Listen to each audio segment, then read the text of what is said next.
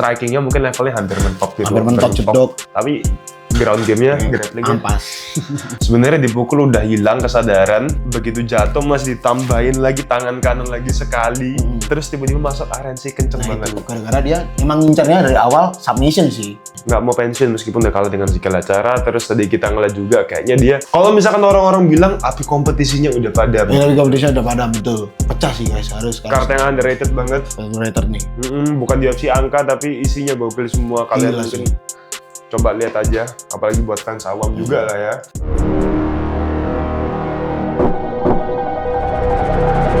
Panitia Oktagon. Welcome back Panitia Oktagon. Kita bakal bahas tentang UFC Fight Night Israel Adesanya versus Joe Pyfer. Let's go. Ini kartu yang underrated banget ya. Underrated mampus. Seru banget. Kalian kalau misalkan nonton mungkin cuman kesannya kayak Fight Night biasa, tapi ternyata Enggak guys. Beda dari sebelum-sebelumnya. beda. Dari awal sampai akhir, mulai dari prelims pertama sampai main card akhir itu isinya full knockout submission, cuma 3 aja yang decision ya. Iya, 3 decision sama 1 draw. Dan itu pun decision terakhir di prelims terakhir mampus, hancur. Chaos guys, chaos. Jadi mungkin buat kalian yang masih mau ngikutin di UFC, pengen lihat seru-serunya, kalian bisa cek UFC Fight Night ini. Nontonin match satu-satu ya, Ril. Harus satu-satu karena match-nya nggak terlalu lama sih rata-rata. Rata-rata nggak terlalu lama juga. Round 1, round 2, cuma decision itu sampai round 3. Yes. Ini honorable mention, langsung aja kita bahas kali ya. Oke, kita mulai dari mana ya? Kayaknya mulai seru tuh kayaknya ada di... Dari prelims sih sudah seru sih. Tapi honorable mention dari ini sih, siapa sih namanya? Siapa tuh? Siapa? Mukayev siapa? Si Taufik Mukayev. Itu ntar aja. Ntar aja, oke. Pertama ini dulu aja. Yang decision pertama, kita bahas mulai dari Marcin Tybura dulu aja ya. Marcin Tybura sama Tyrell Fortune. Itu boleh. Sebenarnya di match ini udah jelas Tyrell Fortune secara scorecard pun unanimous decision menang telak dari Marcin Tybura. Cuman masalahnya di akhir bisa-bisanya yang dimenangin si Tybura cuy, yang dimenangin. Bruce Buffer sih kalau ini salahnya. Ini bukan salah juri, bukan salah siapa-siapa. Bener. Pure salah announcernya si Bruce Buffer. Udah jelas-jelas di scorecard bisa kalian cek, nanti kita tampilin lah ya, tampilin lah ya. Yang jelas tuh menang sih dari unanimous decision di Udi. Tapi yang menang sih harusnya Fortune, tapi yang dimenangin tambah si Tybura. Cuman kasihan si Tybura di tengah itu disorot kamera agak lama gitu kan. Mereka bingung gitu. Tapi ya udahlah ya, itu seru-seruan aja lah. Iya. Mulai yang hancur banget itu ada Ignacio Bahamondes lawan si Taufik Musayev. Betul. Itu di awal emang kelihatan banget mereka lebih banyak ke striking, meskipun Musayev sempat ada ngambil clinch ya. Tapi emang mereka berdua lebih banyak adu pukul, adu tendang, sampai momen di round 2 ya Ril ya. Round 2, Bahamondes ngeluarin straight-nya telak, bikin Musayev jatuh. Jujur telak. Di situ dia mau ngincar guillotine. Guillotine nggak dapet, masih bisa lolos. Mau ngincar armbar nggak dapet. Elbownya Tapi iya cuy, karena dia ngincar armbar, akhirnya malah posisi kebalik. Akhirnya yang si Bahamondes yang kena posisi kontrol di bawah. Di situ Musayev nggak pakai lama, hancurin mukanya, elbow bikin bocor kemana-mana ya Ril ya. Cakep sih. Terus dilanjutin lama ground and pound. Ground and pound juga. Full, hampir 3 menit lah. 3 menit di round 2 itu hampir full. Ground and pound terus. Gokil itu. Gokil. Di-ban nggak ya kalau bilang darah ya? Nggak tahu ya. Tapi emang yang bikin kanvasnya kotor, yang bikin kanvasnya kotor di main event, di main card, itu ternyata mereka berdua. Itu baru tahu. Si Ignacio Bahamondes sih, lebih tepatnya hancur sih. Hancur parah, men. Sininya kayak bolong garis, gitu. Di sini ada garis gitu. Gara-gara elbownya tuh masuk telek. Jadi kalian juga mungkin harus nonton match itu kalau udah ada gratisnya di YouTube mungkin ya. Yes. Kalau nggak langgaran di video. Di video juga boleh ya. Video masuk bisa. Email dong. Terus kita lanjut di partai pertama di main card-nya. Ada fight yang agak terlalu gimana gitu ya. Terence McKinney lawan Kyle Nelson. 20 detik udah kelar sih. 24 detik. 24 detik Jujur agak janggal sih match ini. Kenapa? Karena Kyle Nelson juga dikenal sebagai kayak knockout artis lah, salah satu knockout artis juga di UFC, sering knockout juga. Tapi Malah aneh sih. gitu ya. Kalahnya aneh sih. Aku yang notice tuh cuman sempat Carl Nelson dapat nih sekali, Betul. kayaknya masuk itu lumayan. Terus yang kedua, mungkin waktu dia lagi nggak stabil, dia kan head kick meskipun kalinya udah nutup tangannya gini, cuman kayaknya mungkin karena nggak stabil atau karena dia lagi linglung gitu. Iya, mungkin. Akhirnya jatuh. Nah, yang aku bikin bingung kenapa dia di bawah waktu di ground and pound Dia berkali-kali diem. gitu. Dia diem. Dia nggak ada pergerakan dari kakinya buat ngelolosin juga kalau nggak salah.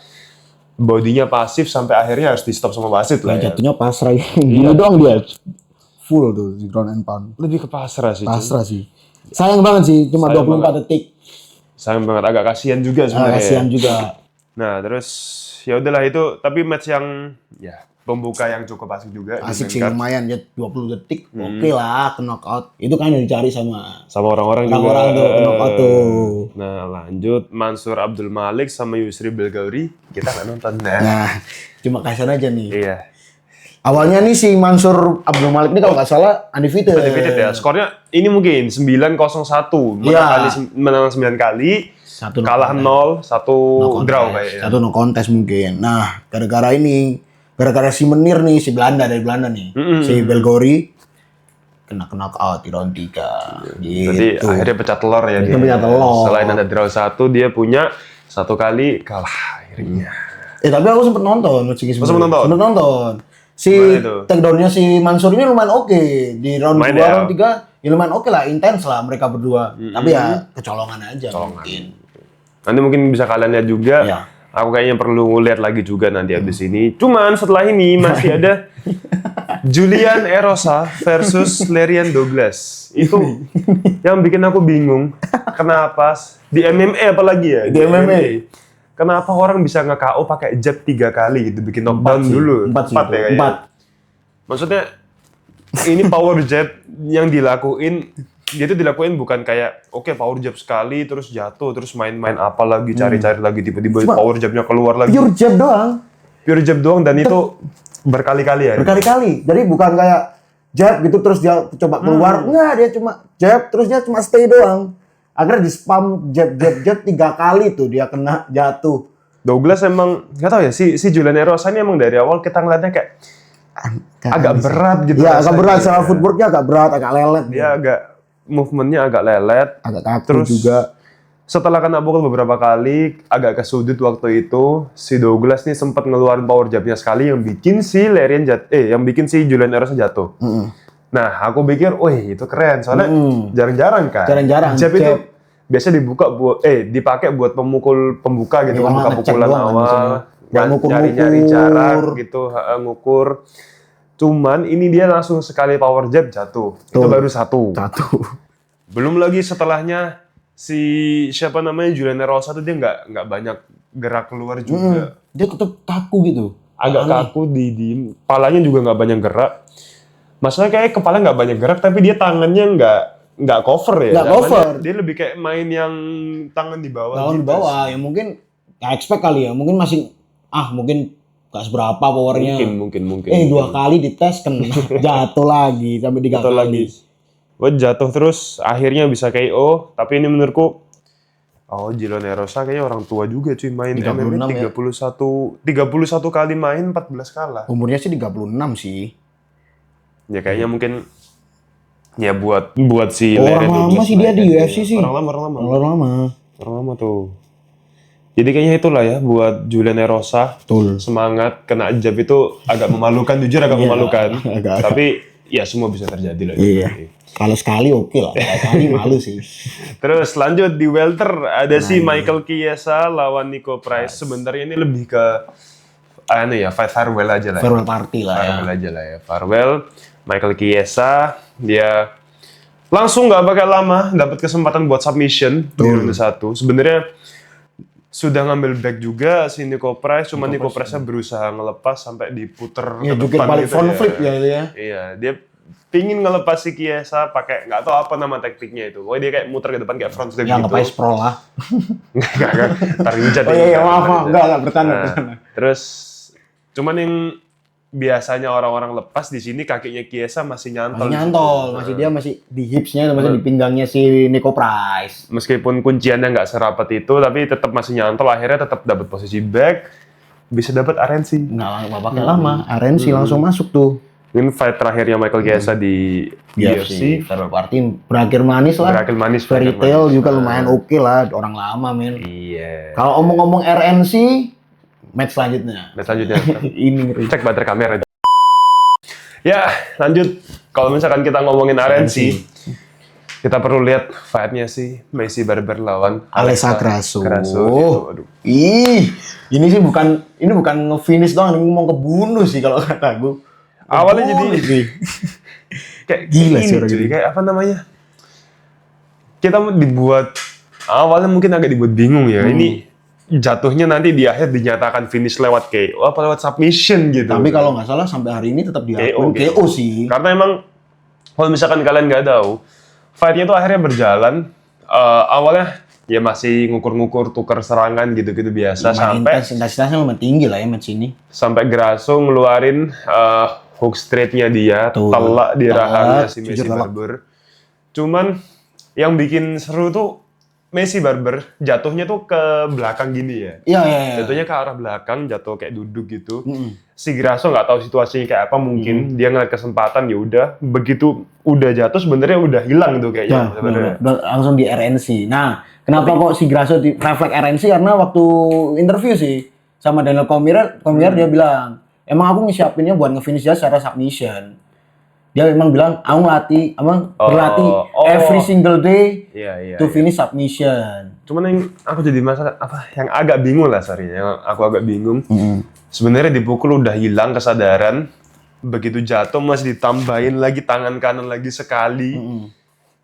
Terus tiba-tiba masuk RNC kenceng banget. Itu gara-gara dia emang ngincarnya dari awal submission sih. Kayak interview lah, nanti ada interviewnya sama Daniel Cormier. Dia bilang dia itu targetnya emang submission dari awal karena dia berlatih tiap hari itu submission biar bisa nge-finish si Maycee Barber ini.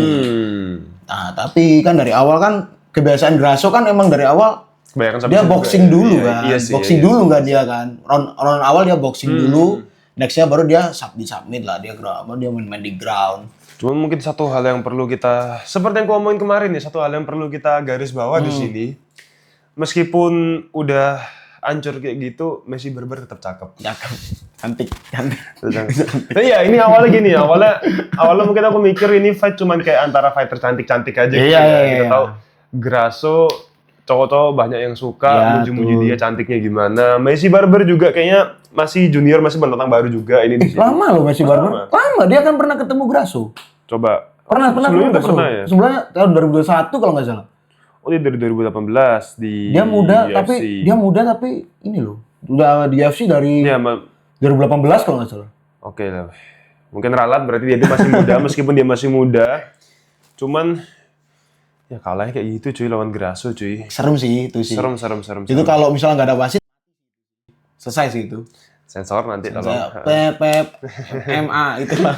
Cuman ya itu emang kalau misalkan dibilang refnya telat sih kayaknya enggak juga karena emang sequence-nya cepet banget. Sequence-nya cepet banget gitu kan. Sequence-nya cepet banget, cuman ya beruntung akhirnya si Maycee Barber masih bisa selamat di match itu. Menurutku juga one of the best KO lah ya. One of the best KO. One of the best finish lah. The best finish sejauh tahun ini paling enggak. Tapi kalau misalkan kita ngomongin itu real, kayaknya yang terakhir yang paling kasihan. Kasihan nih. Yang paling kasihan yang terakhir. Siapa lagi kalau bukan Israel Adesanya. Lawan Joe Pyfer. Tapi nggak tahu ya. Di awal aku udah ngeprediksi sebelumnya Joe Pyfer bakal menang lewat overhand kanannya. Karena dia power puncher juga. Adesanya kalah sama Imavov, overhand kanan juga. Meskipun kalah jarak si Pyfer-nya, cuman aku prediksi bakal dapet. Tapi ternyata beberapa kali Adesanya kan pukulan clean-nya pun masih tetap kuat. Masih bisa bangun. Itu yang aku agak kaget di situ. Gak goyang loh. Biasanya kan rata-rata sih kalau lawannya si Joe Pyfer goyang semua. Kena pukulannya goyang tuh. Minimal goyang. Geter lah minimal. Kalau udah kena clean minimal goyang. Aku pikir setelah si Adesanya lawan Pereira kalah sama Imavov juga, aku pikir dia rahangnya emang udah nggak udah hancur sih. Ternyata enggak. Masih kuat. Ternyata beda sih. Rahangnya masih kuat, cuman yang nggak kuat ground game-nya dia nggak improve kayaknya. Iya. Soalnya dia kalau nggak salah round 1 dia emang ngetrip nggak sih dia? Dia di iseng-iseng dia sebenarnya ini sih di awal takedown defense-nya bagus. Oke, dia sempat juga bagus. nge-take down ini nggak sih nyoba? mau berusaha ngebawa si Piper, tapi nggak berhasil. Tapi menurutku juga istilahnya kayak diri juga gitu. Iya sih, Joe Piper lumayan sih di bawah sih dia. Iya, BJJ-nya oke lah Joe Piper bisa dibilang. Sampai awal justru adesanya menurutku menang. Ronde 1, ronde 2 gitu. Ronde 1 ya. Dia cukup agak leading lah bisa dibilang ya. Agak leading. Oke lah. Di round 2 pun kalau nggak salah sempat ada beberapa momen adesanya bisa pukul clean si Piper, sedikit goyang. Tapi akhirnya malah si Piper shoot takedown buat ngamanin kali ya. Shoot takedown. Di situ kelihatan banget adesanya ini mungkin tipikal kayak Max Holloway gitu ya. Istilahnya kayak strikingnya mungkin levelnya hampir mentok gitu. Hampir mentok jedok. Tapi ground game-nya, grapplingnya ampas. Sorry fansnya adesanya kita ngelihat dari match-nya aja ya. Kita lihat dari match-nya dia lawan DDP juga. Dia lawan si Piper kemarin bener-bener udah dapet si Piper posisi di atas gitu juga ngekontrol adesanya. Di situ adesanya malah kayaknya nggak tahu salah gerak apa salah teknik, dia ngasih back-nya dia. Berusaha di RNC kan awalnya. Hampir kena RNC. Udah tinggal tarik tuh. Cuman masih lolos di situ. Hmm. Dapat posisi hadap-hadapan lagi, kalau nggak salah namanya full mount itu di BJJ. Dapat posisi itu, tapi Israel desanya malah ngasih back-nya lagi. Tuh, dengan cuma-cuma. Sampai akhirnya di ground and pound dari belakang. Di ground and pound dari belakang sampai adesanya kakinya. Kakinya iya cuy, kalian kalau misalkan perhatiin kakinya kayak orang berenang tapi nggak ada airnya. Iya, gitu kayak orang latihan kayak bebas. Tapi itu mungkin sih. Salah satu taktiknya Piper juga ya, jadi supaya kakinya nggak bisa nggak bisa nyentuh ground juga, nggak bisa escape lah desanya di situ, nggak bisa pakai kakinya buat escape juga. Akhirnya harus diberhentiin oleh wasit dan menurutku emang Piper di sini cukup layak menang lah ya, Kalau misalkan kita lihat dari skill groundnya juga, karena desanya di situ emang kurang banget lah. Kurang banget, beda lah.